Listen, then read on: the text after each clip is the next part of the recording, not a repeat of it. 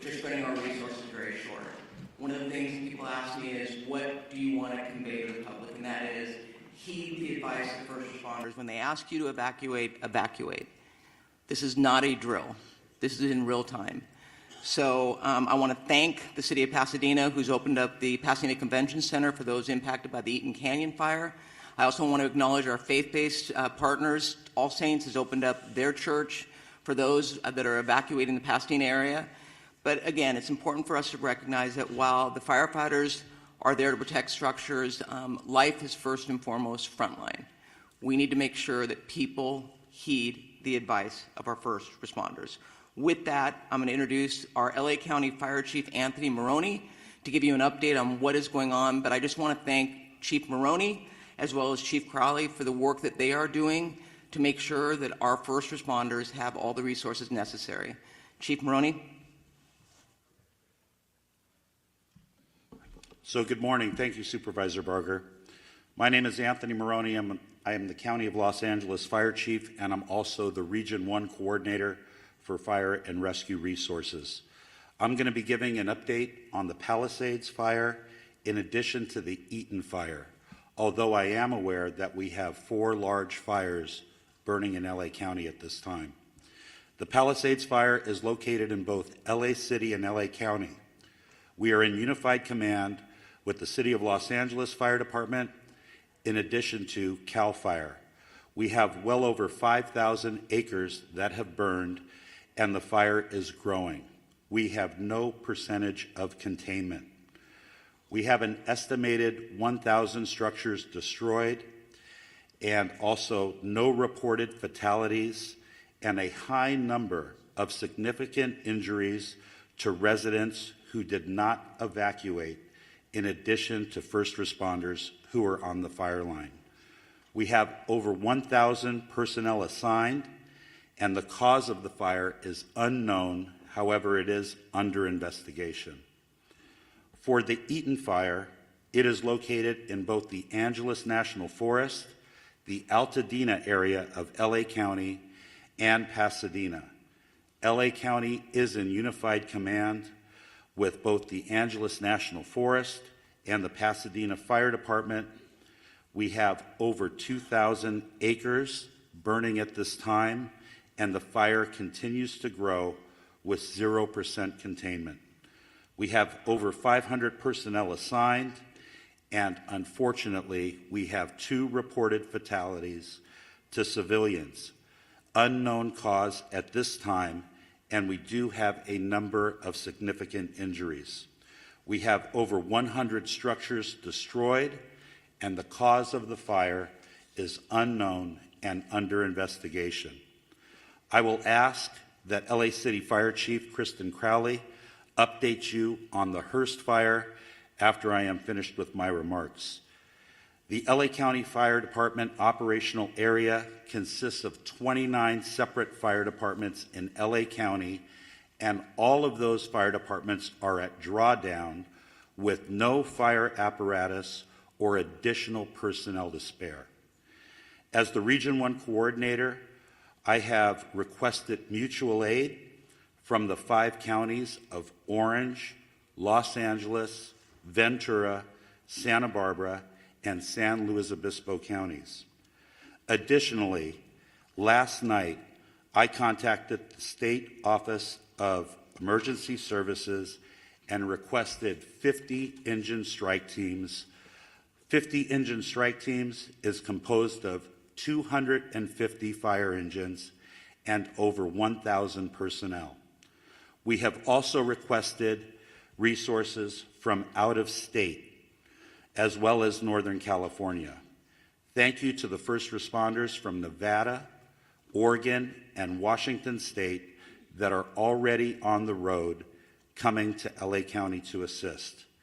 Lastly, the National Weather Service has predicted a continued red flag weather event with strong winds and low humidities, placing all residents of Los Angeles County in danger. To all of our viewers, please prioritize your safety as well as the well-being of those around you. as we come together to continue to get through this widespread disaster. Los Angeles County firefighters will remain on the front line until we reach full containment, and we ask that you keep all of Los Angeles County in your thoughts and prayers. I would now like to invite up Los Angeles City Fire Chief Kristen Crowley to give her briefing. Thank you.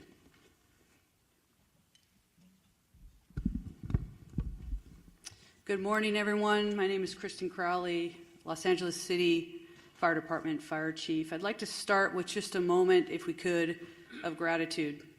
A moment of gratitude for our first responders, our boots on the ground that are battling this intense and multiple jurisdiction and number of fires. So gratitude to those who are doing the work since yesterday through the night, and like Chief Maroney said, we're going to continue to work hard to ensure that we save people, lives, and property.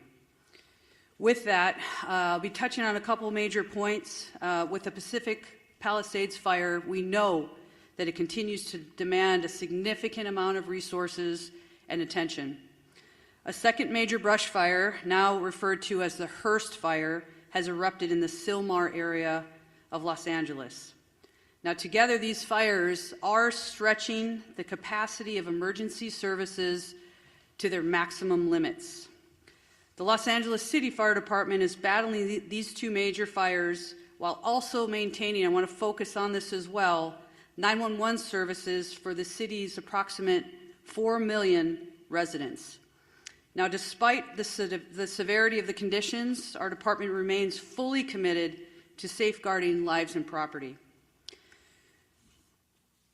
Next, I want to focus on what we've done over the last 24 hours. And with that, even within the city of Los Angeles, with these two major brush fires, our department has responded to 3,624 911 calls for service. And to put that in perspective, our average is just under 1,500 calls in a 24-hour period. Over the last 24 hours, we've also responded to an additional 32 structure fires within the city. We've treated and transported an extensive number of medical emergencies, well extending our normal 650 transports to the local hospitals. When it comes to the Pacific Palisades fire, as Chief Maroney had said, this is over 3,000 acres at this point and continues to grow. We will confirm the exact acreage later, so we'll make sure that we also communicate that to the community and to the media. Last night, as of 1930 hours, all aircrafts were grounded due to the high winds. Aircraft are continued to be able to resume their water drops and acreage mapping today when the weather allows us to do so. A total of 3,398 civilians and 15,105 structures are in the evacuation zone. And again, the evacuation zones are the following: north of PCH, west of Kenter Avenue and San Vicente Boulevard, south of Mulholland Drive, and east of Topanga Canyon Boulevard. There are multiple evacuation centers which are supported by the American Red Cross. Injuries. Of course, there's a lot of interest in injuries. We have several firefighters and civilian injuries that have been reported, and all patients have been treated and transported to the local hospitals. Damage assessments. Chief Maroney did speak about a specific number. We are still vetting that through on the city side, so more information to come, and we will message that as soon as we can validate that. Approximately 400 LAFD firefighters have been deployed to the Palisades fire. We have many hundreds of law enforcement officers, our partner agency responders, and public works members engaged in supporting our overall operations. We are going to be transitioning to CAL FIRE this morning to manage this incident at 0800 hours. Next, I'd like to talk briefly about our Hearst fire, which is located in Sylmar. Last night at approximately 10:10 p.m., the fire erupted in the Sylmar area of Los Angeles, adjacent to the Los Angeles National Forest. The fire has rapidly expanded to over 500 acres, prompting the emergency evacuation of more than 3,000 residents. This fire is burning within the footprint of the historic Saddle Ridge fire. Now, despite the extreme winds and significant risks, and that's what we're going to be talking about from today and probably throughout the next few days, there's always that significant risk of life and property, and we'll continue to focus on saving lives and protecting property. The exact anchorage at this point will be confirmed later, and we'll make sure that we communicate that to you as well. Lastly, we want to make sure that everybody understands we are absolutely not out of danger yet. With the strong winds that continue to push through the city and the county today, I would tell you, and we are all committed to our first responders, our firefighters will remain focused on protecting lives and property. The LAFD is extremely proud to stand with all of the entities behind me. Our top priority will continue to be life safety, ensuring that safe evacuation and the rescues of our residents that are in harm's way. It will continue to be our primary focus in this wind-driven fire event as it continues. Thank you for your cooperation, your support, and your vigilance. And today, we will continue to stand with our partners to protect everyone. Next up, I would like to introduce Sheriff Luna. Thank you. Oh, sorry. Next up. Oh, we moved it. Okay. Yes, we're just moving around, having LA Unified Superintendent Alberto Carvalho, please.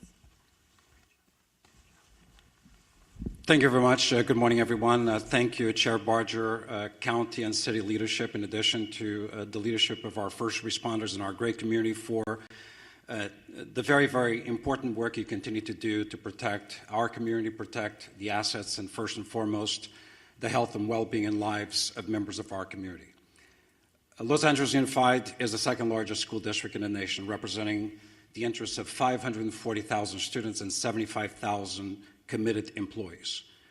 We make decisions regarding closure of schools in a very methodical and science-driven manner.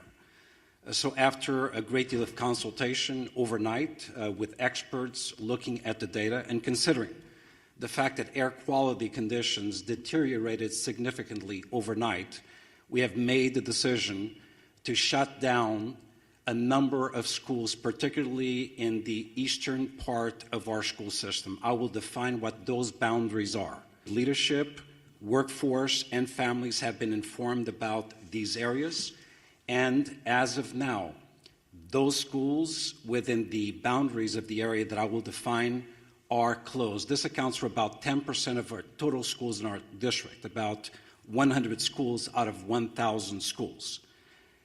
The areas that I'm speaking about are schools located north of Manchester Boulevard, Firestone Boulevard, east of 10th Avenue, west of I-710, and south of Highway 134.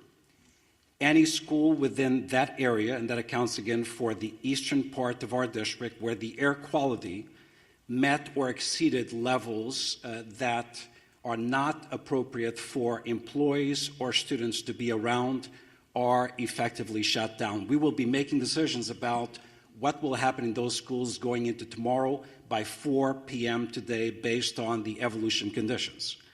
In fact, since we made the decision to shut down those schools, air quality conditions have improved significantly despite the fact that they worsened significantly overnight. I want to speak specifically about schools surrounding the Palisades area. As of last night, we had to shut down 5 schools as a result of mandatory evacuation conditions. Those were Kinter Canyon Elementary School, Canyon Elementary School, Marquez Elementary School, Palisades Charter Elementary School, Revere Middle School, and Topanga Elementary School, in addition to Palisades High Charter High School. We have reports that Palisades High sustained significant damage as a result of the fire. We are working with state and federal entities to quickly access resources to address the issues facing this community. I want to very briefly address our workforce. We know today is not going to be a perfect day. A number of schools are shut down. However, localized conditions may make it difficult for our workforce or parents and students to access schools. Air quality conditions may vary and in fact may not necessarily be appropriate beyond the area where we close schools. Please use your discretion. We will utilize grace and be flexible regarding attendance and for students and employees alike. Specifically, students and employees who face chronic respiratory conditions or other health issues. We will be flexible regarding these individuals. We will provide additional updates later on today regarding conditions of schools going into tomorrow. For the schools that are open, recognizing the workforce needs of the parents of our children, beyond the bell activities, care for children in those schools will continue to be provided today. Today is not a typical day. We need flexibility, patience, and grace, and we shall extend that to our workforce and certainly our parents and students in our community. Once again, our hearts go out to those who have been impacted, and our eternal gratitude to the first responders of our community for the fantastic, difficult work they've done over the past 24 hours. Thank you very much.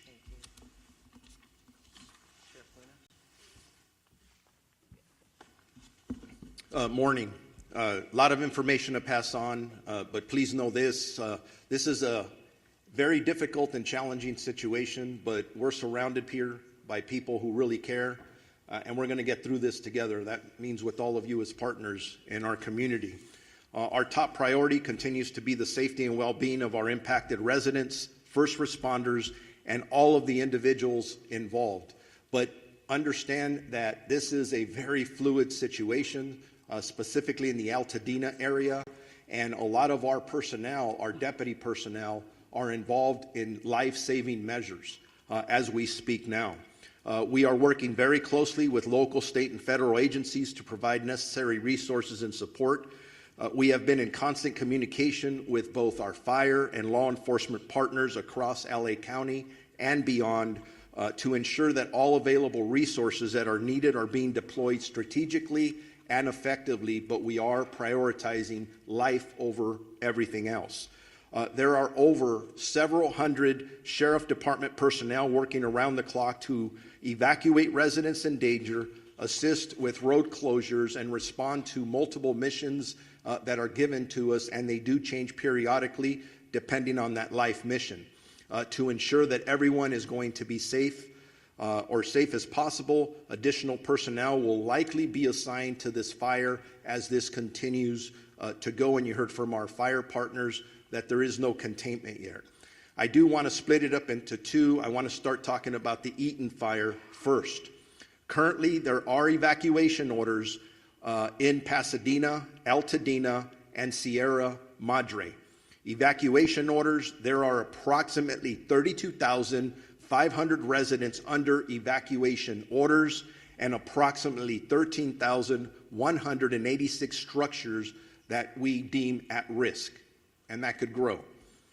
Evacuation warnings, approximately 38,600 residents are under evacuation warnings and approximately 14,342 structures are at risk. At 4 a.m. this morning, the evacuation orders did expand to parts of the city of Duarte, Monrovia, and La Cañada. And again, we continue to assess that. That's evolving. That's going to change. So I encourage you to consistently pay attention to all sources of information so you're ready to go when you are given that order, if that does come. As information's changing, even as I was driving up here, even as I'm walking up to this podium, I'm getting messages about several of our employees who have lost their homes in the last several hours. I don't know how many because we are still gathering that information, but we all live here in Los Angeles County, so we are impacted. So we're going to make sure that within our department, we're wrapping our arms around our employees just like we do with community members. Again, as I was coming up here, I did find out that we did have 2 fatalities in this area. I don't have any specifics. There is a lot of damage out there. We're still in the process of doing these assessments, trying to still save lives. So this information is going to change. The Altadena Sheriff's Station itself was evacuated, and it was at least limited on fire. There was some fire at the Altadena station, but we did have to clear out all of our employees out of there. I'm hearing some miraculous stories, and they're just barely coming in, of our deputies who were trying to evacuate the Altadena station, and then residents were running up from different locations around there asking them for assistance in getting them out of their structures. And from what I understand, they were barely able to get people out before these structures started burning. There's just heroic stories of what our deputies are doing out there from last night and this morning. I want to make sure people know deputies are working to assist residents who are evacuating and continuing to make evacuation notices as we're speaking. They are securing areas that are evacuated, and it's always sad when I have to say this, but part of our responsibility is to make sure that no one loots or steals from our residents, our community members who are already being impacted. And I'm sad to report we've made 2 arrests this morning for looting already. So if you are thinking about coming into any of these areas to steal from our residents, I'm going to tell you something. You're going to be caught, you're going to be arrested, and you're going to be prosecuted. Don't do that. Stay out of these areas. It's only for emergency workers and people who live there. We are, at this point, unable to clearly determine the extent of damage at this point because the conditions are rapidly evolving and the destruction needs to be assessed as the daylight hours have come forward. I do know that I've lost at least 1 sheriff's black and white to a fire. Thank God that the deputy is okay. But deputies continue to be on patrol throughout the road closure areas to ensure evacuation areas remain closed to the public. All schools in the Pasadena Unified School District are closed. There is a road closure at Altadena Drive from Allen to New York Drive. For those in need of shelter, please head to the Pasadena Convention Center, located at 300 East Green Street in the city of Pasadena, and we're working with them in Unified Command and in partnership as well. For animals, there are established shelters at Large Animal Shelter Rose Bowl Stadium, at 1001 Rose Bowl Drive in Pasadena, Small Animal Shelter, Pasadena Humane Society at 361 South Raymond Avenue in Pasadena. I'm going to switch gears now to the Palisades fire that we've been heavily involved in with our partners, again with LAPD and LA City Fire and everyone else that's up there working. As of this morning, the fire was still burning in that area. That's impacting our residents. Evacuations are in effect, continuously in effect, for the city of Calabasas, the city of Malibu, Los Angeles City, Pacific Palisades, and unincorporated area of Los Angeles County and Topanga Canyon. Evacuation orders are approximately 37,000 residents under evacuation orders and approximately 15,000 structures at risk. Again, that's specifically for the Palisades fire. Evacuation warnings, approximately 20,000 residents are under evacuation warnings, and approximately 6,500 structures are at risk. There have been minor injuries, and our partners at the fire department have talked about those, and several, unfortunately, structures that have been lost, and we're still assessing those. Bear with me, I'm almost there. There's a lot of information, very important information.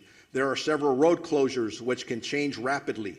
The 10 freeway at Lincoln Boulevard, southbound PCH at Las Flores Canyon, southbound PCH at Topanga Canyon, Coastline Drive at southbound PCH, westbound PCH to Entrada to eastbound closed from PCH and Malibu Canyon. We have established shelters up for that fire in the following locations: Westwood Recreation Center, which is at 1350 South Sepulveda Boulevard in Los Angeles, Pasadena Convention Center, which I already mentioned, we can go there, 300 East Green Street in the city of Pasadena, and El Camino Real Charter High School, 5440 Valley Circle Boulevard in Woodland Hills. Animal shelters, large animals, LA Equestrian Center at 480 West Riverside in Burbank, large animal shelter Pierce College, 6201 Winnetka Avenue in Woodland Hills, large animal shelter Rose Bowl Stadium in Pasadena, small animal shelter Agora Animal Center, and small animal shelter Pasadena Humane Society as well. We got to take care of our pets. As I wrap up, A reminder, and you've heard it from several of us, you need to be prepared. If you are in a warning area, make sure you have your essentials, your important paperwork, your medications, things that you can take, your phone charger to survive for at least a week. But if you are told to evacuate and given an order, there is nothing worth your life. Please listen to the police and fire officials that are out there and be prepared to evacuate. If you have more questions or there's about evacuations, evacuation centers, or road closures, go to lacounty.gov/emergency or our Sheriff's Department social media. Now it's my honor to introduce my partner of the Chief of the Los Angeles Police Department, Jim McDonald. Thank you very much. And as you look at the group assembled behind this morning, each of those and everybody we represent who's out in the field all have families. Many are impacted directly by the fire, but they leave those families to come and try and be able to help everybody else who's out there. So I owe a debt of gratitude to everybody who is putting it all on the line for everyone else. This is a tragic time in our history here in Los Angeles, but a time where we're really tested and see who we really are. And it's critical that at these times we be patient, that we come together, that we focus on saving lives and to be able to do the very best job we can, so when we look back on this, we know that we did what we could for others. I look at the people who were out there on the line last night. The winds were like something that I have never seen before. Firefighters, police officers, deputies, they're out there sheltering in their vehicles, their trucks and their cars, so that they don't end up getting burned from the fire that was being driven by 75+ mile-an-hour winds. They were there until they could get out of the car and go back to doing their work. As you can imagine, a very difficult circumstance to deal with. These are, as I mentioned, unprecedented conditions, but also unpredictable. As the fire continues to spread and pop up in different locations, none of us know where the next one is going to be. So I would ask you to be vigilant, to look at your neighborhood, to talk to your neighbors, to have everybody on board, so that if they see something start up, that we get on it very quickly. We get fire resources out there as soon as we possibly can, because with these winds, once it starts small, it'll be very big very quickly. And so I would ask for everybody's help, cooperation, and vigilance in that role. As you've heard before about evacuation, that makes the difference between living and not. And so I would ask you to take these warnings, these orders to evacuate very seriously. As you've heard over and again, be ready to go, pack what you need up, but then please comply with these orders. We don't give them, put them out lightly. When we believe that you're in the path of the fire, we're going to order that evacuation, and we really, really need your compliance on that, because if we have to send people in to try and make rescues, those people are putting their lives on the line directly for something that could have been avoidable. Sheriff Luna mentioned looting. That's something that we also have to watch out for. That is incredible that we'd even have to talk about that during these tragic times. But we are going to take that also extremely seriously, and we will follow up with that in the strongest way possible. As far as traffic goes, that's something that we're used to dealing with here. This will be an extra test of gridlock in many places due to people not having access to their normal routes. I would say that if you have an ability to be able to stay out of the west side today, to commute or to work from home, as long as your employers are good with that, to take advantage of that. The air is very tough today for particularly those who are challenged medically. If you can stay home and work from there, I would recommend that. We will continue to support our partners in the fire service and our other law enforcement partners. But to all and the public who are watching this, sincere thank you to all of you for your cooperation and your patience as we all get through this together. Thank you. Now we're going to introduce my colleague, Supervisor Lindsay Horvath, who represents the Palisades area. Lindsay? Thank you, Madam Chair. This morning, we woke up to a dark cloud over all of Los Angeles, but it is darkest for those who are most intimately impacted by these fires. It has been an immensely painful 24 hours for communities I represent: the Palisades, the Hearst, and Woodley fires are all in the 3rd District. But our strength is in our togetherness, and that will determine how we make it through. We need your partnership in this time of crisis. It is difficult to process the immensity of the destruction and loss, and we extend our hearts and every resource we have to all of our impacted residents. We know when we talk about these structures, they aren't just structures. They aren't even just houses. They're homes. This is our home. These are places where we built community, where we raised families, where we made memories that we will never forget, even if we can't go back to these structures. These are our home. Losing home is simply devastating. And I know that we are all here to support you and stand with you in this time of need.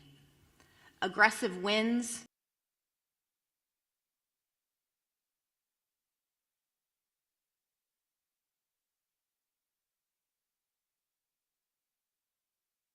support through fire assistance management grants for Palisades, Eaton, and Hearst fires so far. The talent and tenacity of our first responders is nothing short of extraordinary. And I've said it before, these people on the front lines are doing this because this is their calling.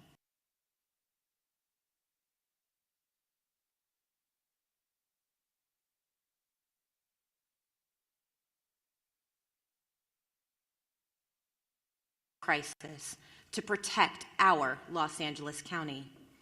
Overnight winds grounded our vehicles, and we have red flag conditions through the end of day tomorrow. But we know that because of these fearless warriors on the front lines, we are doing all that we can to contain this fire. Thank you for your work to keep Los Angeles County safe, including the 3rd District communities of Pacific Palisades, Topanga Canyon, Sunset Mesa, Malibu, Santa Monica, Sylmar, Granada Hills, Lake Balboa, and surrounding communities. Our number one message to everyone in impacted areas is to follow all evacuation orders and warnings and to stay where you are safe as long as the evacuations remain in place. We continue to have shelter capacity for you, as you have heard, for you, for your pets, and we have animal sheltering sites as well. These orders are not just to keep you safe and to keep your community safe, they are also to keep those on the front lines of this devastating crisis safe. And the longer that you wait to evacuate, the more you are putting people in danger who are putting their lives on the line to protect your homes. Please don't do this. Please evacuate. There is also an evacuation order in Santa Monica, the northern border of the city to San Vicente. The warning is north of Montana to San Vicente as well. We have an evacuation order as well as a warning there. Barry J. Nydorf Juvenile Hall is in Sylmar, and that is under evacuation warning because of the Hearst fire. Our probation department has evacuation plans in place should that move to an evacuation order from a warning, and our priority is to keep our youth in our care safe. Santa Monica Malibu Unified School District has closed its schools today, and as you heard from Superintendent Carvalho, LAUSD has a variety of updates. We have heard from our state insurance commissioner as well, and while this is still quite early in this emergency, we do have some initial guidance from his office for evacuated households on reimbursable insurance expenses, with information to be found at insurance.ca.gov. Obtain a complete copy of your insurance policy, take note of additional living expense limits, track additional expenses, document conversations with your insurer or adjuster, and don't rush any decisions. If you have any questions, call 800-927-4357. Please continue to check emergency.lacounty.gov for the latest information. And I know we will see brighter skies by working together. Los Angeles County will continue to be unrelenting in our response, and I know we have only the finest on the front lines fighting this fire. It's our duty to see them succeed. Thank you. All right, now we are going to hear from LA City Council President and Mayor Pro Tem Marquise Harris Dawson. Thank you so much. Good morning, everybody. On behalf of the City of Los Angeles, I just want to begin by thanking and recognizing and acknowledging the great work of our first responders, especially the men and women of the Los Angeles Fire Department, who last night we all witnessed doing heroic work in the face of grave danger. Last night was one of the most devastating and terrifying nights that we've seen in any part of our city at any part of our history. Fire literally jumping roads, taking out structures, and our public safety professionals created an environment where injuries were kept to a minimum, fatalities were kept to a minimum, and we wake up this morning with a renewed spirit that we can defeat this fire and move on to a brighter day. I want to also acknowledge the two members of the council that are with us today that represent the areas of the fire. Councilwoman Tracy Park of the 11th District, who's I think probably has about 90 minutes sleep by my count, because every time I looked on the television, you were there knocking on doors in neighborhoods, in community centers, at the shelters, making sure the community was okay. And then an absolute professional, someone who, since I've been on the council with her, has had to fight a fire almost every year. And so is a pro from the San Fernando Valley, the council member from the 7th District, Monica Rodriguez. And again, all the men and women, the firefighters are in the front, but our DWP workers are out there making sure we don't have additional fires from power lines, and countless folks, DOT, making sure the flow of traffic stays so that folks who want to evacuate can do so, are out there as well. So there's literally thousands and thousands of people working together to make this work. I want to announce a few more closures to add to the school closures that we heard and the closures that the sheriff and the supervisor read to us. Griffith Park closed today, including Lake Hollywood. Runyon Canyon closed today. The Los Angeles Zoo closed today. The Hollywood Reservoir closed today. The Hollywood Sign closed today, as well as all the roads through the Sepulveda Basin in the San Fernando Valley. So nobody should be going those places today anyway. I will amend what Chief McDonald said. Not only if you're on the west side or in the valley, anywhere in this city, if you can stay off the roads, please do so. I live in South LA, a long way away from the fires. Visibility is less than 1 block because of the smoke. So if there is not a good reason for you to be on the roads, we ask that you leave the roads open as possibly as you can to the public safety professionals that have to do their work and will lead us out of the crisis that we face here in the city of Los Angeles and the county of Los Angeles today. Also, lastly, just grateful for the work of the President of the United States, kicked in for us late last night, who happens to be in Southern California. The governor was with us in the Pacific Palisades last night and has helped out. And a range of municipalities around the county and outside the county have come in to help where they can. And we're extremely, extremely grateful for their help in this time of crisis for our city and our county. And with that, I will ask the Director of the Office of Emergency Management for Los Angeles County, Kevin McGowan, to come to the mic. Thank you for the introduction. I'm Kevin McGowan. I'm the Director with LA County's Office of Emergency Management. As my partners up here have said before, we're facing a historic natural disaster, and I think that can't be stated strong enough. This is not a normal red flag. We've been in partnership with the National Weather Service for days prior to the arrival of this severe windstorm. There's been amazing communication by the National Weather Service, and they should be acknowledged for all of the communication that was put out days in advance. What's critical about that is it partnered all of our public safety and emergency organizations throughout the county to begin preparations for this. And a lot of the successes we saw over the last 18 to 20 hours is a direct result of painstaking preparations that had gone into place for the last 48 to 72 hours. We still have a long road ahead of us. Our county is known with wildland fires. We just finished working on the Franklin fire. We've had the bridge fire, the post fire. This has been a very destructive fire season. This is just going to add to it. Our eyes are on mitigating the impacts from this emergency, working with our community partners, and then charting a course for what will be a long recovery effort. With that, I would like to introduce our Department of Public Works for LA County Director, Mark Pistrella. Good morning. Thank you, Kevin. My name is Mark Pistrella. I'm the Director of Public Works for Los Angeles County, the largest public works department in the United States. We're coordinating across the area with all our partner agencies, including, of course, primarily the City of Los Angeles, in addressing this event today. I'm going to talk a little bit about what our focus is in terms of infrastructure, and then I'll move on. Before I do that, though, I do want to acknowledge all of the residents that have either lost a home or who are being evacuated. I do personally understand what that is about and understand what kind of fear that can put into you.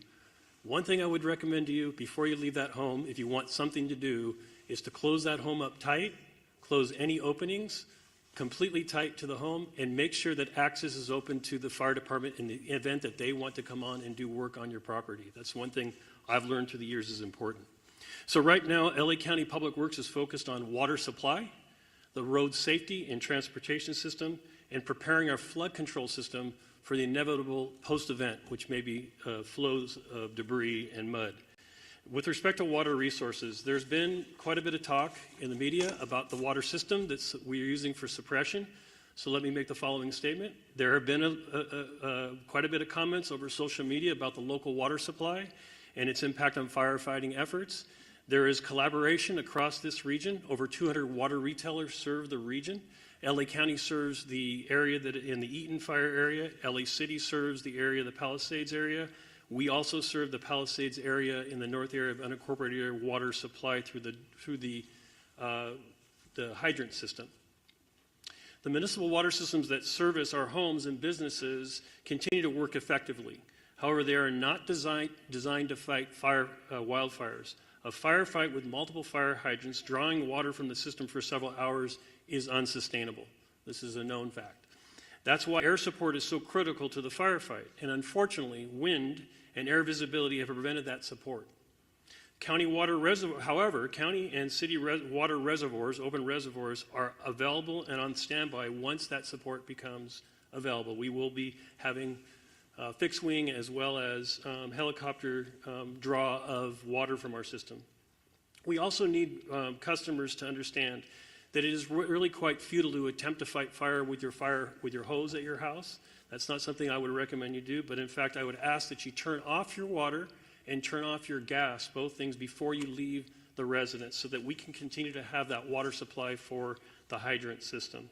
The transportation system is operating with many, many closures. Those closures are meant for evacuation as well as fire suppression efforts. So we're asking residents not to abandon vehicles in streets, to not park vehicles in streets, but to leave those vehicles on your property. And we ask that you drive very carefully because we also have the other event of wind right now. And we have numerous signals out across the area. So we need people to drive very consciously in the street system. And then the third piece in the road system and in our homes is the wind is causing massive tree fall. We have over hundreds and hundreds of trees that have fallen in the area already, and we expect more of that to occur. This is a safety hazard for you and your children, so we're asking that you avoid walking outside, avoid being under trees, avoid parking cars under trees, all the things that you can imagine that a tree can do. A tree can be just as devastating to a home and to your personal self as a fire. So please be aware that the wind event is going to continue and the infrastructure is in place to do with that. We are currently preparing to remove that. We are removing trees as they fall, where it's safe to do so. There will be a mass debris removal system put together that the county is coordinating. But we would be removing and working with the cities to remove the mass debris that's going to occur not only from the structures that have been damaged, but all of these trees that are down. So please, one of the things is make way for our utility workers who are in support of the very brave firemen and sheriff and police force that are out doing their job. We are in full support of them. So lastly, on the flood control system, this is just a quick note that yes, in fact, we will have a lot of debris. The flood control system has been impacted, that covers the entire region, by the fire. In fact, many of our facilities have been burned. One in Eaton area, Eaton Yard, where there is a debris dam there, and its facilities are currently threatened. We are looking at that and going to raise up those systems. As we enter into post-fire, our department will be available to do a review of your individual properties to make sure that you're safe from debris flow as another event that may occur in LA County. With that, I'm happy to turn over the microphone to my partner from the Department of Water and Power, the General Manager, Janice Quiones. Thank you, Mark. I am Janice Quinones, CEO and Chief Engineer for LADWP. I want to start by thanking everybody on this response. I've been in emergency management my whole career, and the collaboration I've seen in this response has been incredible, especially our first responders, our crews. I want to thank our crews that have been working on high winds trying to restore power as fast as possible, and also county, city council, mayor's office. The mayor has been in contact with me all the time. And also other utilities in California have been proactively reaching out to us to help us with the restoration. So we're in the process of contacting them to ask for more support. I want to continue the thought process that Mark had about water supply in Palisades.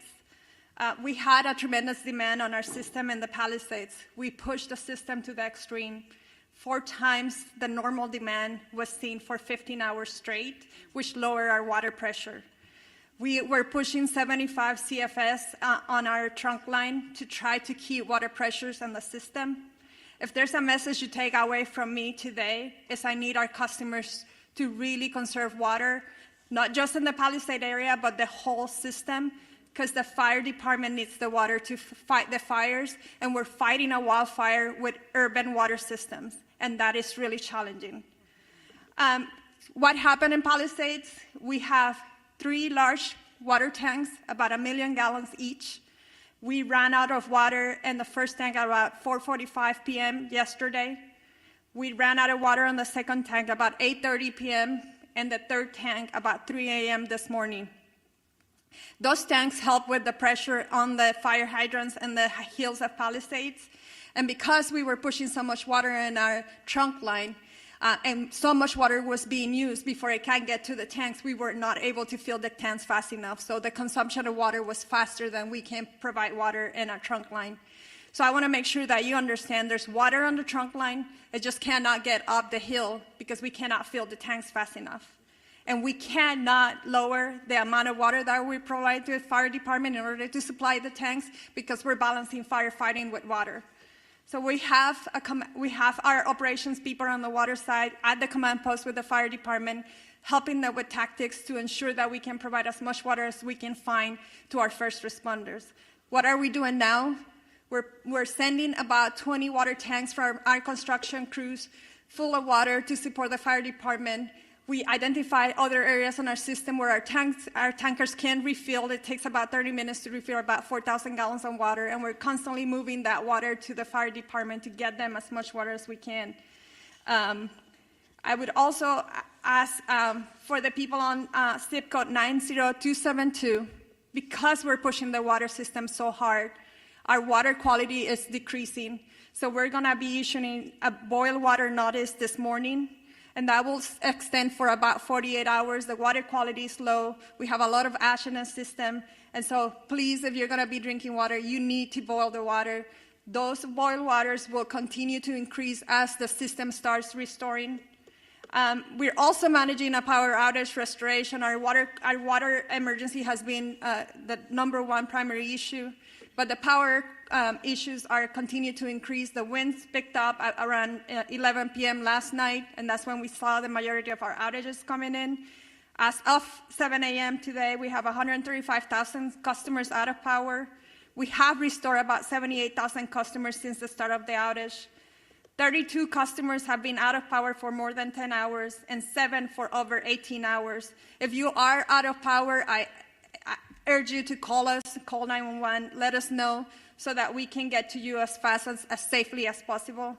We are on a severe emergency activation at the EOC for both water and power. It's taking us 24 to 48 hours to get to all of the outage. That's why we're going to start increasing our mutual aid requests to get more crews on here to reduce that restoration time. But we cannot do that until it's safe for our crews.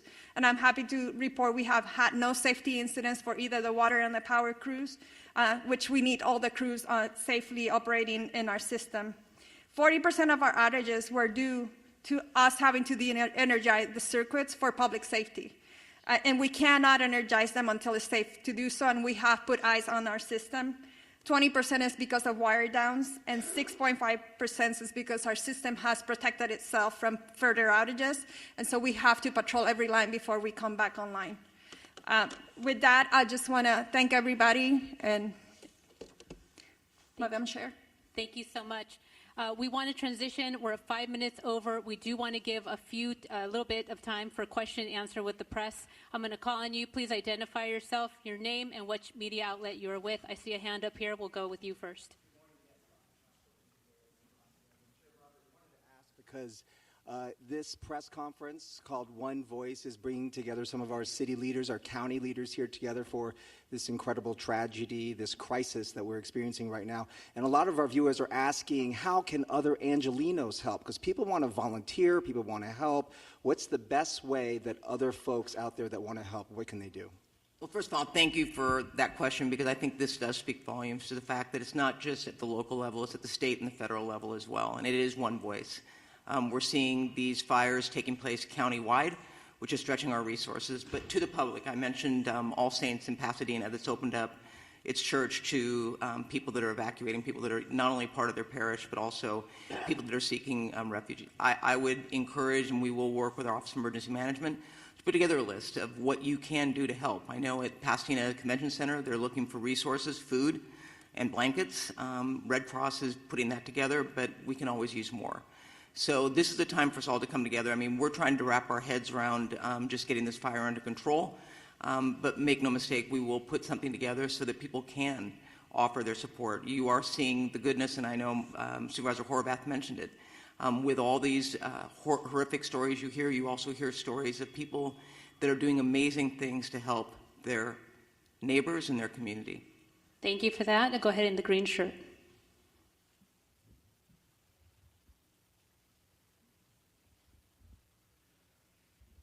Yeah, the DWP was talking about the problems with the water supply, and I was wondering if either the DWP or the fire department has any kind of numbers to talk about, like what is the number of hydrants that could not get water because of these pressure issues, what percentage of the system in Pacific Palisades wasn't getting serviced at that point, and given the type of things you're describing this morning, do you think there needs to be an overhaul of the system, given these increasing number of urban fires? And also, when does the mayor return? And name and media outlet, please. David Zahniser with the Los Angeles Times. So, Chief, please correct me if I'm wrong, but we were trying to keep water at all altitudes on the Palisades, and I think about 3 in the morning, that's when the hydrants went dry above the Brentwood area. We are able to push water on that trunk line on the east side of that, and we have some water on higher elevations, 16 to 18,000. But at 3,000, at 3 a.m., all of the fire hydrants went dry in the Palisades. To your question of climate resiliency and how do we need to update the system, I would say that is true. We were talking with the county supervisor and Mark on how are we going to change the way we operate our water systems for events like this. This is an unprecedented event. I think the 2011 winds was significant from a power outage perspective, but the fires have really increased the response complexity of this. We had crews trying to mitigate this, and we had to evacuate.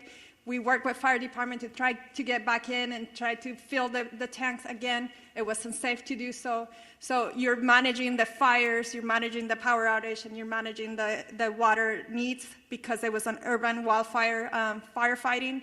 So yes, we have to look at our system from a climate resiliency as a region. And it's going to be more than just DWP. It's all the water agencies here, including the county. Thank you. Over here in the burgundy with a mask. Name and media outlet, please. Real quick, I can speak on the operational side of the hydrants. We don't have a specific number to the hydrants. We do know that it came in phases. Now, our firefighters always have a primary plan, a backup plan, contingency, and emergency plan. So oftentimes, just so that the public is aware, in large brush fires, water supplies are normally limited. So with that, our apparatus do have the ability to draft water if we need to out of pools, ponds, any type of water resource. We also utilize the water tenders, in which we spoke about a little bit earlier. So with that, I just wanted to clarify that. In regard to when the mayor is returning, I spoke to her this morning at 4 o'clock. She's on her way for the last leg of her journey back home from Dallas, so her ETA is right around noon. Thank you. Go ahead. Buenos dias, everybody. Ali Santana with Telemundo 52. For Chief Crawley, Chief Maroney, where can people go to donate food, water, supplies, and for Superintendente Carvalho, Sheriff Luna, and CEO Quiñones, just something in Espanol for our people in... We will do something in Spanish right after we conclude over here with a couple of Spanish speakers regarding the volunteer information. Sure. So thank you for the question about the donations. I know we spoke about that earlier. Just a touch point for the community. We are so grateful for the community's efforts in regard to donations. Now, what I do want to be mindful about to make sure that we share is please listen to the direction of where those donations, either through money and or food, any type of donation, it can become problematic if the public starts to just drop things off. So we are putting together a strong plan from our Emergency Operations Center. We're at the highest level at this point. We're coordinating with the county as well. So stand by for more information. We want to be very purposeful and strategic in how we're going to collect those donations, and they are welcomed. Right over here with the glasses and the gray, right behind you. Over here with the hand up. Thank you, sir. Scott Snowden, Santa Monica Daily Press. Question for Ms. Horvath. Are there any forecasts or predictions at this point for the economic impact of this? There are no early numbers of the economic impact, but we are already exploring how we can do, for example, a business interruption fund, as we have done in other states of emergency. We know that there are many businesses that have also been impacted in addition to the people who are experiencing difficulty in their homes. So we are looking at what resources the county has available to support on all fronts. But thank you for the question. Lastly, do you think this will affect insurance companies in their approach to house owners going forward? I believe it already has, and the conversation is ongoing. As I shared earlier from the insurance commissioner, I know this is an ongoing conversation in his office, and he has provided that information and welcoming phone calls from folks who do have questions about insurance impacts as a result of these fires. I do know that yesterday, through the help of our chair, the county declared a state of emergency, as did the governor, and I know that there are other states of emergency that will be declared in order to make sure that all residents are able to readily access everything that they need to in response to these claims. Thank you. We need to move on. Right here in the front, young woman with the hand up. Hi, Grace Tui with the Los Angeles Times. I was hoping one of the fire chiefs could talk a little bit about long-range spotting and how far we actually saw embers jumping from one fire to other spot fires. And then additionally, we heard repeatedly fire crews requesting help back up and not having enough crews. Were you guys prepared enough for this? Did we have enough resources to fight these fires? Thank you. Thank you for the question. So I'll start at the end and work back. No, LA County and all 29 fire departments in our county are not prepared for this type of widespread disaster. There are not enough firefighters in LA County to address 4 separate fires of this magnitude. We were prepared. We did get state pre-position resources that came from Northern California that were up in the Santa Clarita Valley. We did hire additional firefighters from the LA County Fire Department and pre-positioned them in the Santa Monica Mountains. The LA County Fire Department was prepared for 1 or 2 major brush fires, but not 4, especially given these sustained winds and low humidities. Like our Director of Emergency Management said, this is not a normal red flag alert. People were calling for help. We tried to get them the help that they needed. LA County right now, like the LA City Fire Department, is prioritizing life safety, but we're also engaging in structure defense, perimeter control, and aerial operations. Remember that the LA County Fire Department has 13 aerial assets available to it. In addition to our agency-owned helicopters, we have our 2 CL-415 Super Scoopers and our CH-47, which is part of the 3-county QRF. So we're prepared to keep fighting the fight. Like I said earlier, I've requested additional resources, not only from Northern California, but from out of state. We did that last night, yesterday. So we're doing the very best we can, but no, we don't have enough fire personnel in LA County between all of the departments to handle this. Thank you. Thank you. And we have a couple of just quick I questions. just want to also acknowledge that that came down from Sacramento State Senator Ben Allen and Sasha Perez, as well as our Santa Monica Mayor Negrete, who's also present here. And I know that Congressman George Whiteside is flying in from Washington, D.C. He represents the Sylmar-Santa Clarita area, and so we appreciate you all being here. Thank you, And Chair I think Barker. someone from the mayor's office would like to go ahead. Thank you, introduce Supervisor. Thank you. Appreciate it. Good morning, everybody. Celine Cordero, Deputy Chief of Staff to Mayor Bass. I just wanted to step forward and address the question about the mayor. The mayor will be on the ground shortly, very shortly this morning, and engaged. But I want to assure the community and the city, our mayor has been actively engaged 100% of the time, the entire last 24 hours throughout this unfortunate event and crisis. The mayor has been in constant communication with our chief of police, our fire chief, our council president, our law enforcement partners, our Supervisor Barger, thank you, and our county partners. So I just want to stress she has had 100% access the entire time that she's been traveling and been actively involved in the decision making. So thank you very much to all up here, and the mayor looks forward to meeting you very shortly this morning. Thank you for that. Over here in the green shirt. Good morning. Stephen Coleman, KABC. You mentioned 4 fires. I'm aware of 3. Could you describe and characterize the 4th fire? County fire? Yes, I can speak briefly on that 4th fire was a Woodley fire, which is approximately, it was a smaller fire. We threw a lot of resources at it. It is under control at this point. We'll push that information out to the media so you have the very specifics, but we're calling it the Woodley fire. Yeah, it was in the Sepulveda Basin. Yes, sir. Thank you. Last question, then we'll have one-on-ones. Hi, Samantha Norris, San Fernando Valley Sun. I know the Hearst fire is one of the smaller fires here, but can somebody speak more to what resources are being deployed to that fire?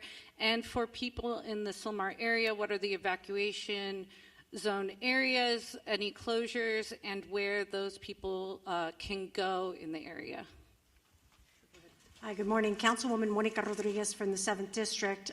Last night we evacuated 71 horses from the Stetson Ranch area. The fire came up quickly, and so thankfully they were safely evacuated to the Hanson Dam Equestrian Center.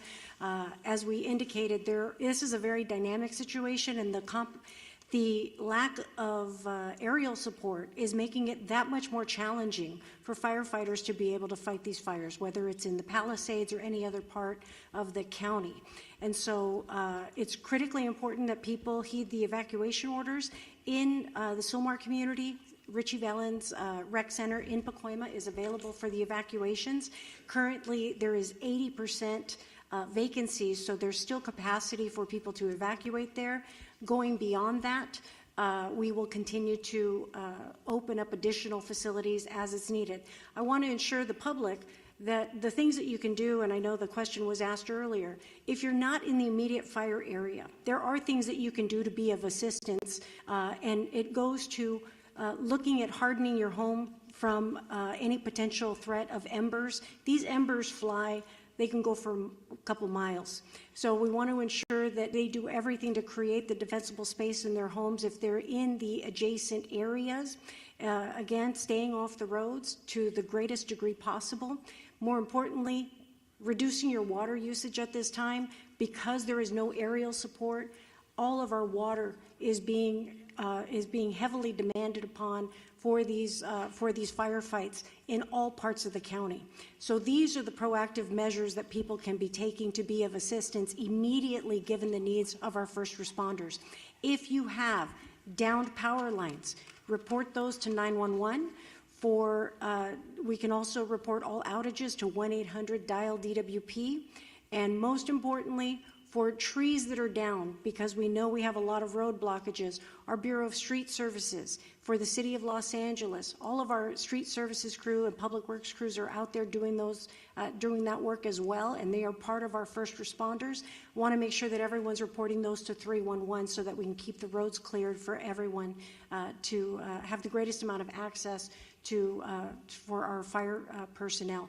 But most importantly, for the adjacent equine areas, because I know in the Hearst fire, we're concerned about the spread right now. There's a lull in the wind, but we're concerned about the potential spread to other equine areas. We want to make sure that we launched our early evacuation for horse keeping areas in the Northeast San Fernando Valley, and I want to continue to urge the public in these adjacent areas to please be prepared with your bags, with your important documents, to be ready to be prepared to potentially heed the call for evacuation. Thank you. Thank you very much. We're over time. We're going to...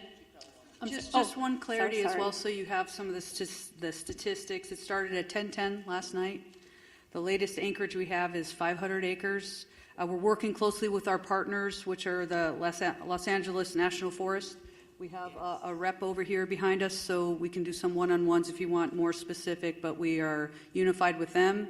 Also, the good news is, through the heroic efforts of our crews working through the night last night, our overall objective was to keep that fire so it did not overpass the 5, did not cross the 5 at this point. We're able to hold it to that point. But again, the winds are back up. We're working really, really hard there to make sure we maintain that. And we're going to continue to work really, really hard with our partners. Thanks, Chief. I don't have too much more to add, but I will share that the Los Angeles City Fire and the Angeles National Forest went into unified command immediately when that fire started.